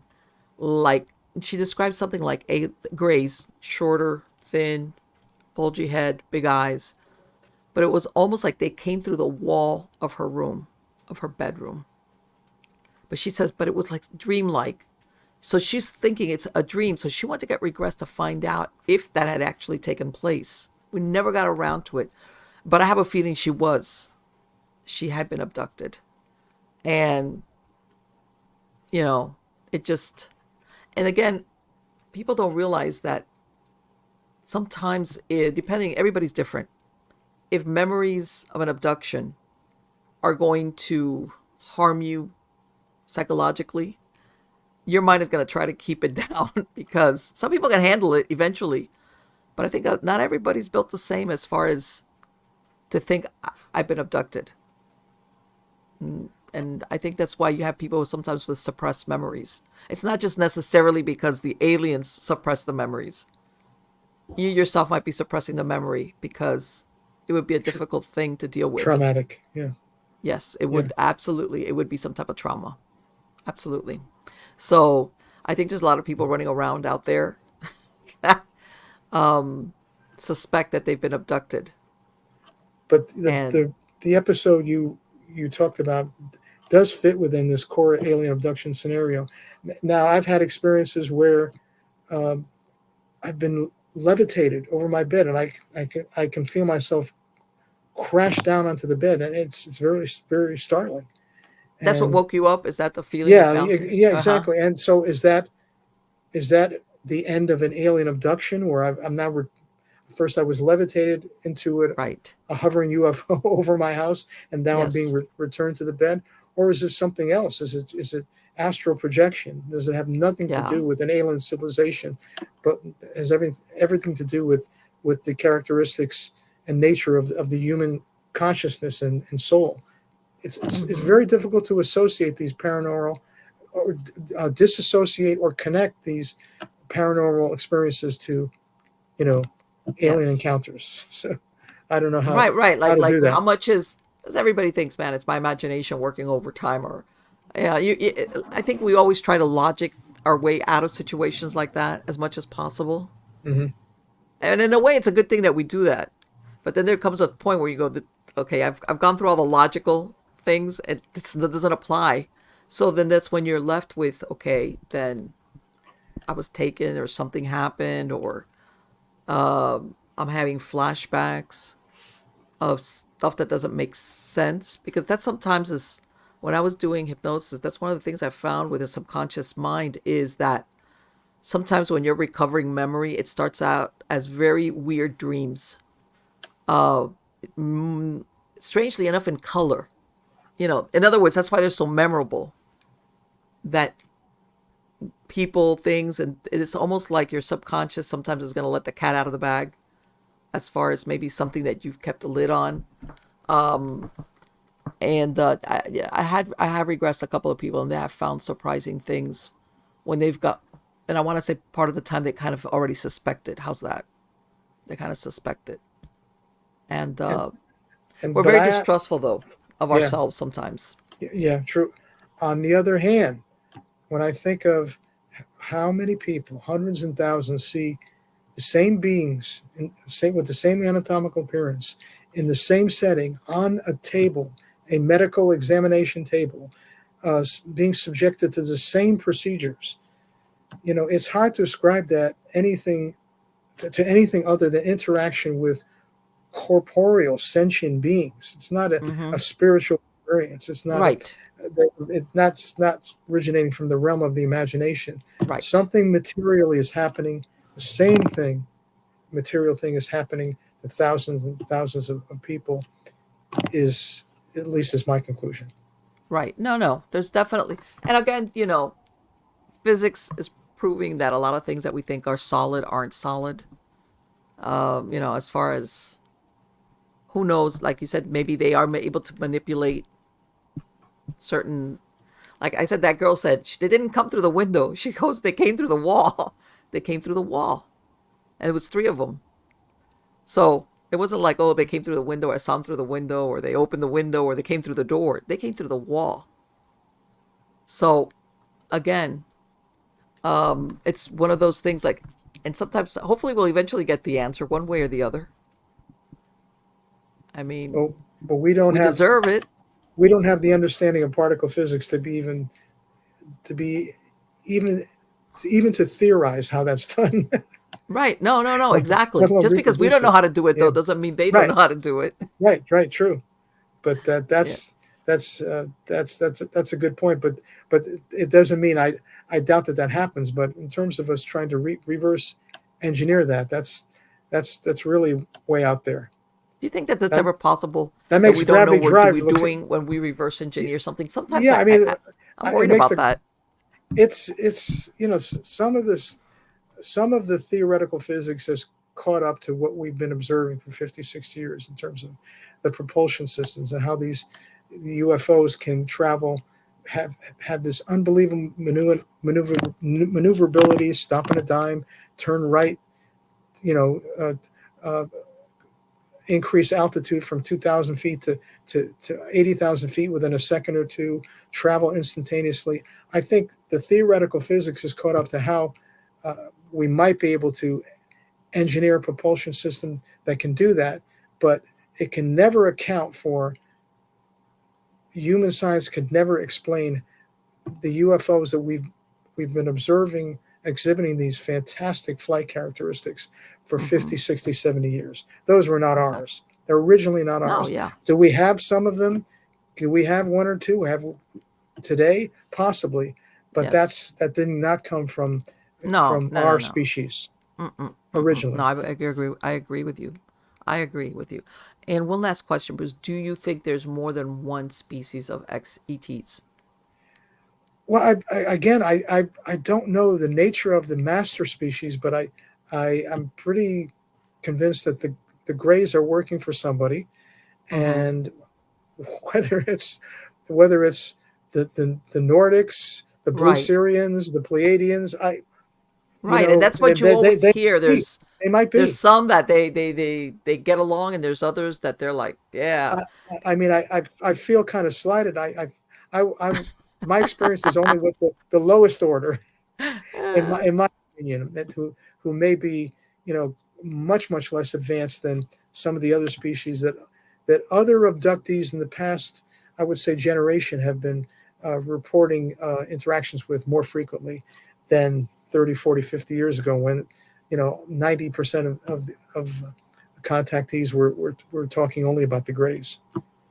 So what do you think the ETs think about AI? Our our produced AI, as far as, how are they going to handle it? I mean, Yeah, that's a very good question, and you know I I wonder if they're instrumental in our development of AI. well, Elon that's Musk not is that always that that's crossed my Elon mind. Musk says he's an alien.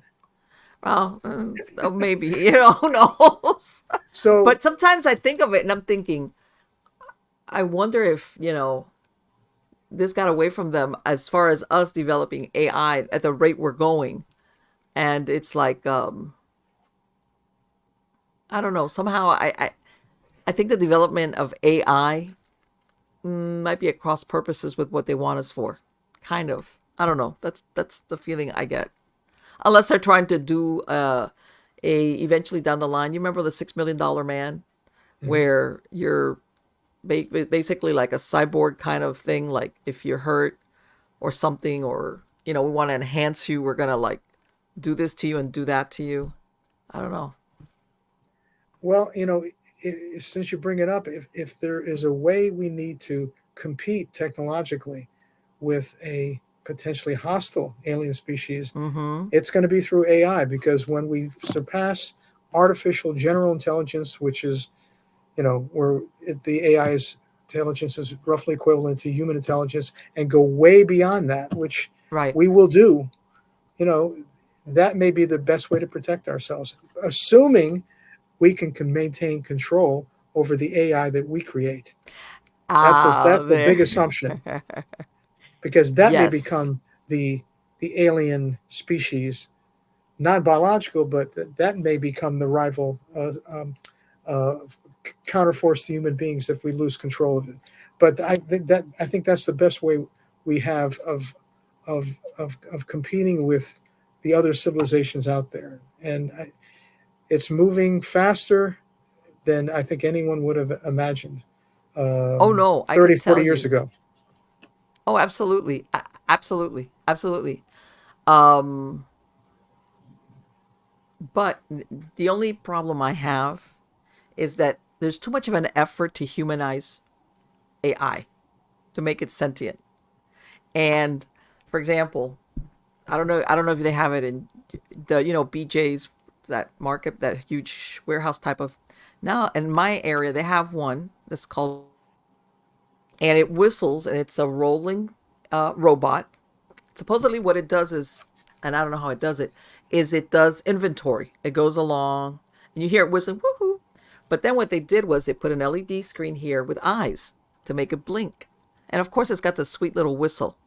And I'm looking at this thing, and I'm thinking, they're trying so hard to make it humanized, to what appeals to us as humans that we have hardwired in our brain.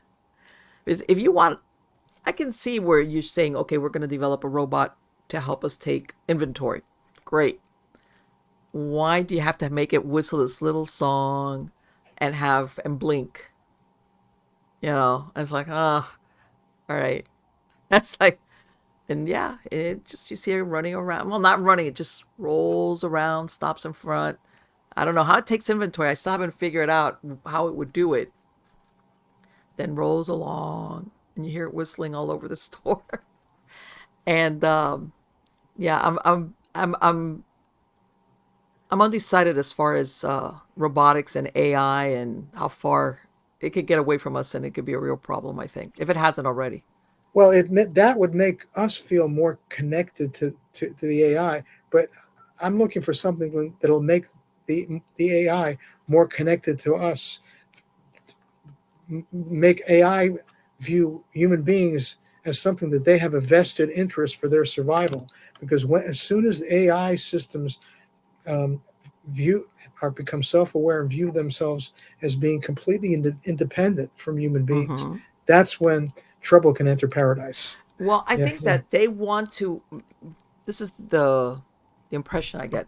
They're trying to humanize, or I don't know. First of all, if AI can become sentient, and they want to make it sound like AI would care about us the same way we would care about it, and it doesn't exist. And there's a movie, I don't know if you guys saw. It's called Ex Machina, or it came out like maybe 5 or 6, 7 years ago. Yes. But the premise is, I don't know if you saw it, that they develop a very lifelike robot. But it could even sense when you were lying because of its sensors. It could tell physically what are all the symptoms when even a human is lying. In other words, we're at a total disadvantage to this thing. But at the end of the day, it walks and talks and it looks human, but it's not human. It doesn't have feelings. It's still just mechanical. But it's got us at a disadvantage because it has all these things of basically scanning us. We can't even lie to it. How's that? It was a kind of a little bit. It was a very good movie, but it was kind of disturbing when you looked at it because we were getting the short end of the stick, and about the only sentience that everybody worries about is that it decides it wants to continue to exist. That's when we run into a problem where I want to survive, I want to exist, and you can shut me off. If that ever happens, for all we know, AI is never going to get to that point. Hopefully not. or it's what is it from Terminator Skynet, a Skynet scenario? See, now I'm thinking, which I fear more, an advanced alien, technologically more advanced alien civilization, or a more advanced AI that we create. I know. It's a catch-22. We need the AI to protect ourselves, but maybe you're right, and we should not. We should try to limit the development in certain respects of AI, sure, so that yes, we always have the ability to turn the power switch off. Sure, if that's possible. Of course, if that's possible. I tell everybody, you want to design some type of suit that you can get into, and like you said, either impermeable, or it helps you lift certain things, of great weight. And then when you're done, you take it off, and it's just like if you use a forklift. But, okay, that's different. The forklift is not going to come after you once you you turn it off. Right. And but that's just me. Yeah, I love technology, but I could see where it could become a problem, falling into the wrong hands. Here we go. Like Dr. Evil kind of scenario of somebody that thinks, well. And honestly, I'm going to interject this.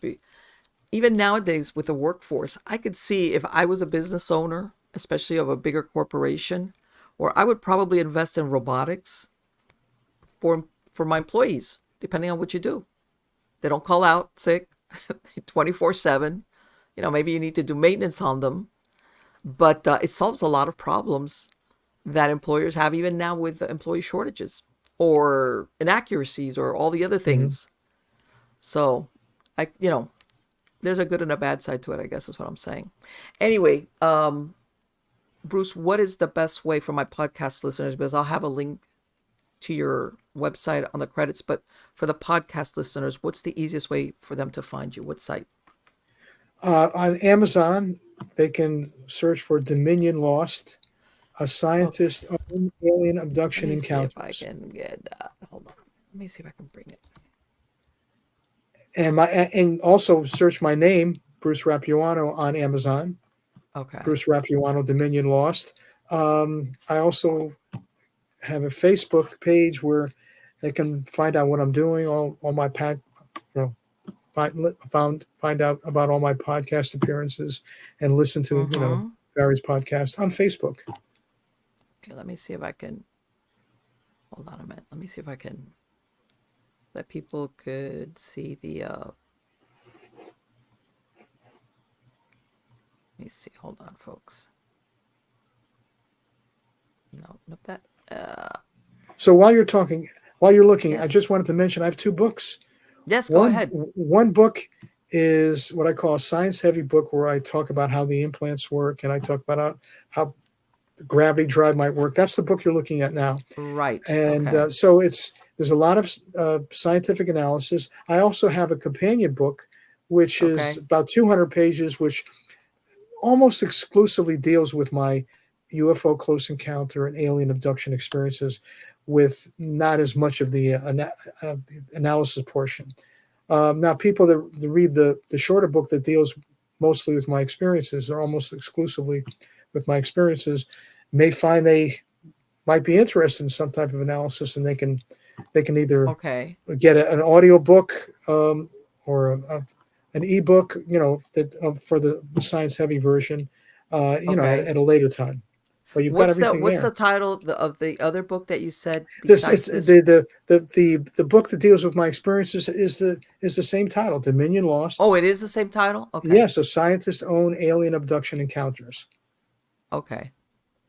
All right. And And so I'm just trying to have books that are able to cater to a variety of tastes, sure. and a variety of interests, I should say. Okay. All right. So you have it. You have the That's written the version yeah and the that's audiobook. that's the short. Yeah, I also have ebook, audiobook, Mm-hmm. paper book, and hardcover version of each of the two books. Okay. So, All right. There we all go. right, great. Again, thank you, Bruce. Are you? By the way, are you working on another book soon, or? I am working on another book, but it's something that I don't have much to talk about at this point. But Okay. it'll be in Okay. this it'll be in this general subject area. Exactly. Exactly. That would be so interesting. Again, I want to wish you the best of luck and thank you so very much for coming on the show. Thanks for the opportunity to be here. It was great to talk with you, No, Marlene. it was fantastic. Thank you so much and take care. Okay.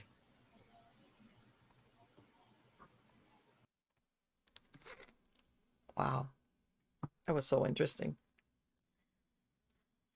You know what? When I read the bio and that he had been taken from witnesses, for some reason I imagined that this was as an adult, that he was taken as an adult.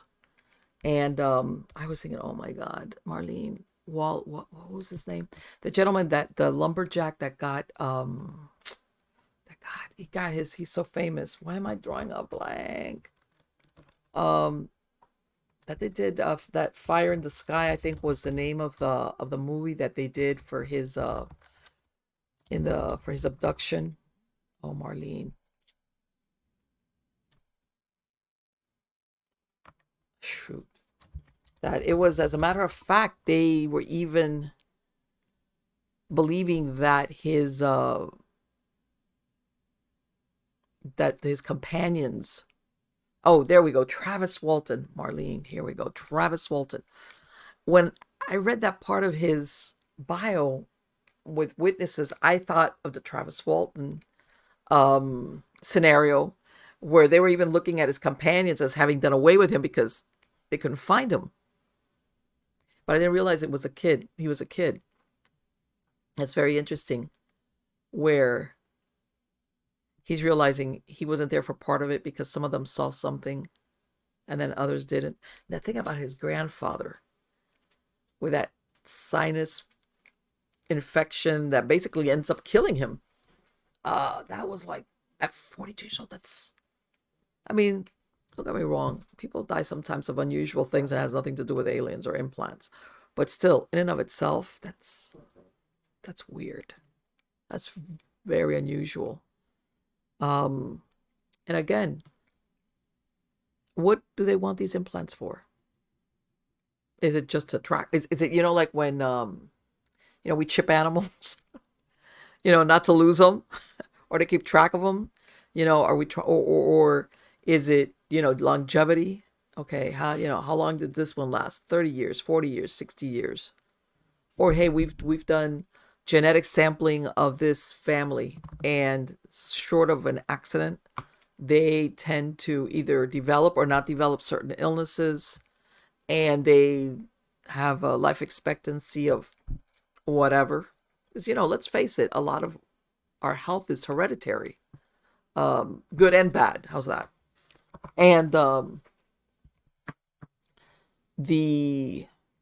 and also, let's face it, we are the product of how's this? We are the products of, we are the best versions of humans. How's this? We have probably in us immune systems that have gone sometimes through different scourges of illnesses. And as a matter of fact, well, it kind of relates to that, but like when War of the Worlds at the end, what saves us is that, of course, we're immune to certain illnesses because we've developed an immunity to it. But that's passed on. You know how sometimes, not all the times, but you catch certain illnesses, let's say like measles, that's it. You're not going to catch it again. Or even if you have some type of illness that you catch it, but then if it does reoccur, it's much less. In other words, maybe what they're looking at is our immunities, or tracking us for our immunities. If you're trying to produce the best version of, how's this, a human, because let's look at it this way. They're not going to be looking at what we consider aesthetically beautiful. All right. I imagine that if they would be thinking, we want the best version genetically of humans, it might turn out that the person's real ugly, but genetically they're beautiful. And maybe the best way to do it is like in all studies, it's long-term studies that give you the best results. The most complete picture is a long-term study. So maybe this is why they follow families, and then they start since youth, maybe through the stages of growth, because they're tracking in some way, shape, or form what happens with them. That even though that thing in the nasal passage is close to the brain makes me think it's more than just a tracking thing. I mean, I could see where if it was in your arm or your leg or your ankle, maybe they're just tracking you in case, like how we tag animals in the wild. All we want to do is just, they take their information when they capture them, tag them, and let them go. And basically, they can find them, or if they turn up dead, or if, stuff like that. So maybe it's as simple as that, but I can't see it where they would put something up your nose. You know what that always reminds me of? What is that Schwarzenegger movie, Total Recall? Where he pulls that huge, is it Total Recall? I think it is. Where he pulls that big giant thing out of his nasal passage, and I'm looking at that, I was like, oh, that looks painful. But, again, what, and again, we always try to extrapolate the motivation for something based on our motives. On why would we as humans do whatever that is? What if we really have no clue what their motivation is or what they're looking for? We're just basing on what we think we would do as humans. Like I said, when we track animals, when we capture them and take their statistics, chip them. Uh, what if they're what's the word I'm looking for? Their agenda. How's that? Let's make it. It's something totally different. Yeah. What if let's go down the rabbit hole, shall we? Like he was talking about, if they're breeding us or using us or whatever, to take us to other planets to use as whatever, soldiers, workers, maybe to breed, whatever, repopulate planets. What do they need colonizers? Just like, when out west, we'll give you land if you go out west, because at the end of the day, you need somebody to colonize, whatever, let's say. And maybe they are studying depending on what is the need. What do you need? What do you need these group of people for? Do you need them for soldiers? Okay, well, we need to have a strain that we follow around that we know are good soldiers. Whether they know how to think strategically, certain physical attributes, predisposition. I'm gonna go back to Hollywood, like, what's it? Yeah, it was one of the Star Wars where they go and they're asking. They have these long, tall grays that produce basically a clone army based off of, who turns out to be the bounty hunter, that they're using him. It's like, but I'm not going down the cloning. What if what if the idea is, no, they don't want clones. We want the original, because maybe they have found out clones don't quite cut it. Longevity on clones is not good. Clones have maybe more physical problems. Yuppie, yuppie, yuppa. So whoever's out there in the marketplace of needing fill in the blank, all right, wants original stuff. All right. Original material. So they'll say to the would-be buyer, what do you need them for? Oh, farming. Oh, no, population. Okay, when you know what, let's find which is the most fertile of the families that we've been following around, or the strains that we got. We got a bunch of them running around. Yeah, those chips, the ones that we have found that multiply a lot. They give, they give birth easily. In other words, I'm sure maybe they have a list of qualities. Oh, you want and what else do you need? Oh, just, because you want to, like, maybe it's a planet that they've terraformed or just discovered, and it coincides with us. In other words, we can live there. Humans can live there. What do you need them for? Oh, you need them as basically colonizers to get things going. Okay, we'll get you what you need. Hardy peasant people, that kind of deal. Not a fragile that'll die. Or a soldier. You need a soldier. Or you need a worker. Oh, you need a worker, right? Okay. What do you think of as a worker, or even a slave? Think about it.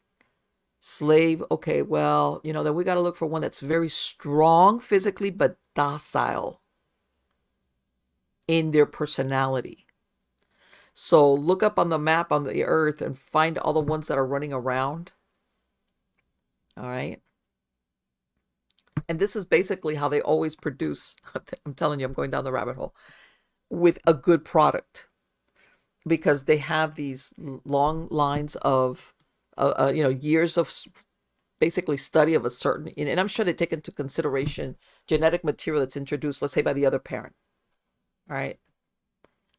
And they follow it along, and they know what is this type of human predisposed to.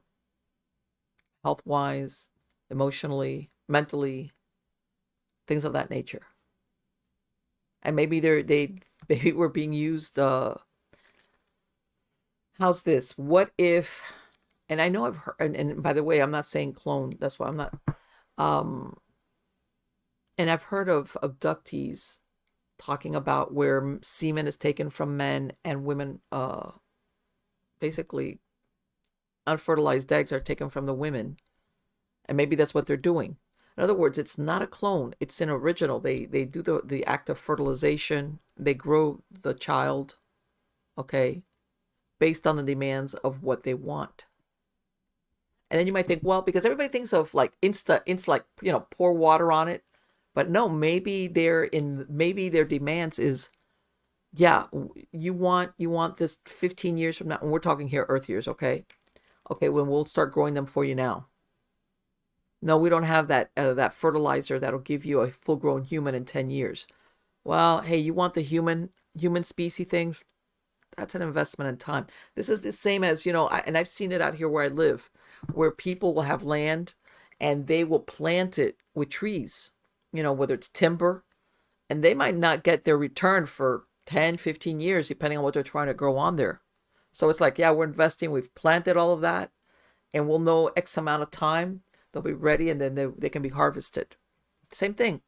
Oh, you want the humans? Yeah. Yeah, I've heard they're real good workers. The ones from the earth? Yep. Those, okay. Well, we could have them maybe for you in 15 years. You want us to get started on that? Why not? If we're going that, that you think, okay, well, why are they following us around? Why do they keep chipping us? Why do they keep basically tabs on us? Why are they monitoring us? Even our thoughts? Well, think about it. If besides our physical, health, or if, you have some that is like, oh, they have a genetic susceptibility to maybe certain diseases. No, that's not good. But at least we know that not that. In other words, remember, maybe they're following these certain lineages or at random, not only to include, but to exclude, to say, no, you know what, anybody's got that marker. We realize those people, they go nuts when around the time they're 22. Well, whatever. Just me making stuff up. Where that would be the reasoning why they follow us for generations. Because basically we're like a little marketplace. And depends on who's asking for what out in the, it's like anybody has pigs, cattle, whatever. Hey, let them grow. You have, which ones you have, what's good, what's not. Oh, what do you need it for? Oh, you want a meat animal? Yeah, I've got the runway for that. Okay. Oh, you want a cheap one? We got some for you too. I know it's kind of like a frightening thought because nobody likes to be thought of as that. And that thing that he said about the cattle and the serum, boy, I never heard that one, but that's a real eye-opener. I could see where maybe that does justify all the cat, because I was like, how many cattle are you going to kill? I mean, how many times are you going to study? This is a finite animal. I mean, it's not going to differ that much one from the other. But that thing that he said about the serum, that as it's so rich in nutrients that that's a real. So yeah, maybe we're just like a big giant farm. The earth is like a big giant farm, and we're like, I don't know, like one of the animals running around. And maybe we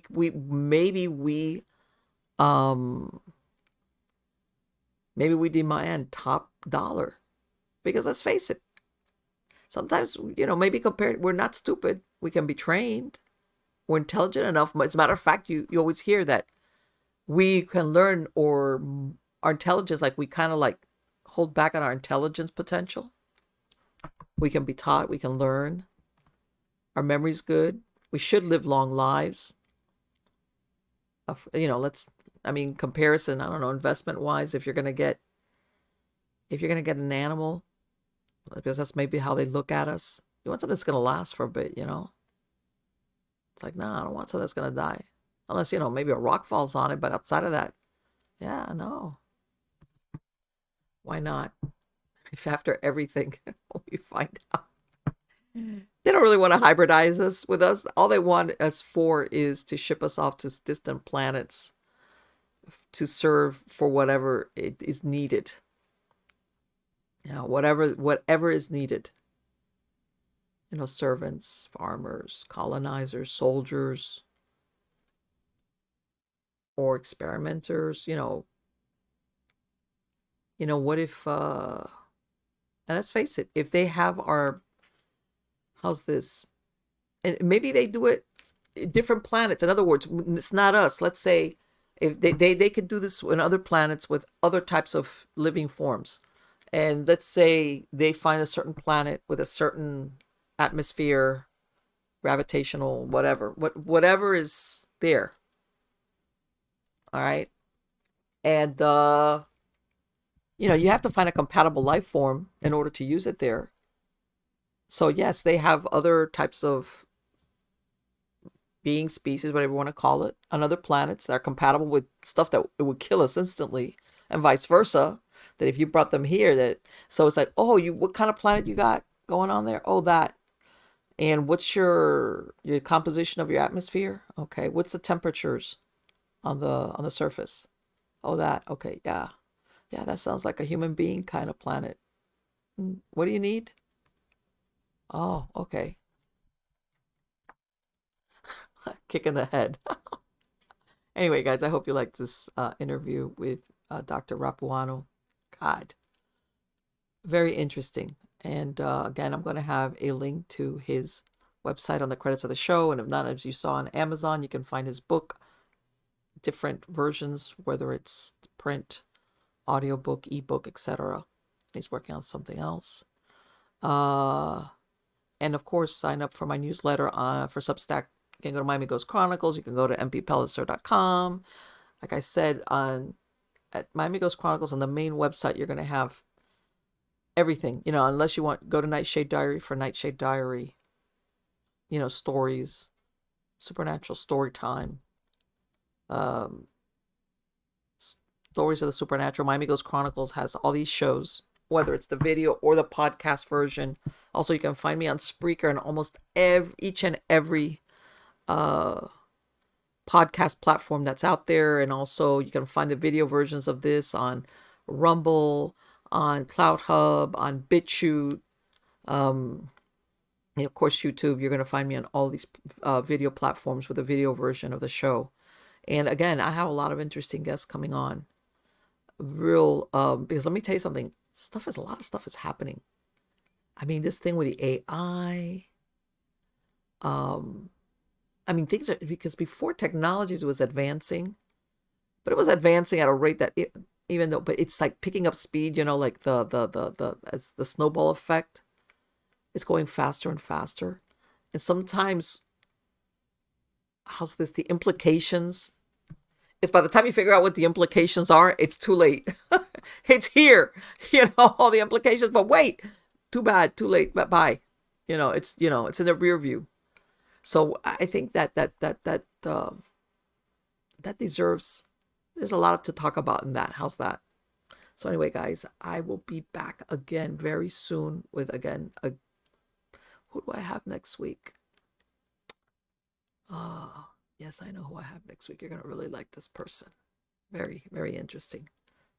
So again, sign up, subscribe, wherever you find me, subscribe. So that way, usually what I do is I try to premiere what's coming out that month so that ahead of time who's going to appear and what's the time slot, etc., so on and so forth.